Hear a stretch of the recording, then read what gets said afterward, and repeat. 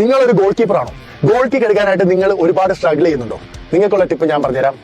Selection ഒക്കെ പോകുന്ന young goal കീപ്പേഴ്സിന് നിങ്ങളുടെ ലോങ് ഗോൾ കിക്കുകൾക്ക് ആക്യുറസി പ്രശ്നമുണ്ട്, അല്ലെങ്കിൽ നിങ്ങൾക്ക് ഡിസ്റ്റൻസ് കിട്ടുന്നില്ല, ഇങ്ങനെയൊക്കെയുള്ള പ്രശ്നങ്ങളുണ്ടെങ്കിൽ ഒരു കാരണവശാലും നിങ്ങൾ ലോങ് ഗോൾ കിക്കുകൾ ട്രൈ ചെയ്യരുത്. സെലക്ഷന്റെ സമയത്ത് കഴിവതും നമ്മുടെ വീക്ക്നെസ് എക്സ്പോസ് ചെയ്യാതിരിക്കുക.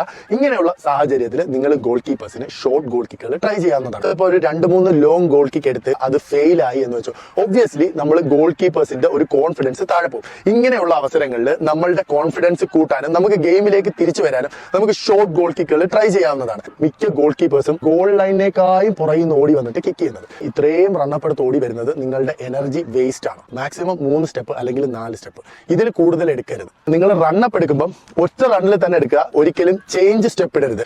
നിങ്ങൾ ബോൾ വെക്കുന്നത് ഈ കുന്നിന്റെ മുകളിലൊന്നും കയറ്റി വെക്കരുത്. ആ കുന്നിന്റെ മുകളിൽ വെച്ച് നിങ്ങൾ അടിച്ചു കഴിഞ്ഞാൽ ബോളിന് ഹൈറ്റ് മാത്രമേ കിട്ടൂ, ഡിസ്റ്റൻസ് കിട്ടത്തില്ല. ഡീറ്റെയിൽഡ് വീഡിയോ ഞാൻ എന്റെ യൂട്യൂബ് ചാനലിൽ അപ്ലോഡ് ചെയ്തിട്ടുണ്ട്. നേരെ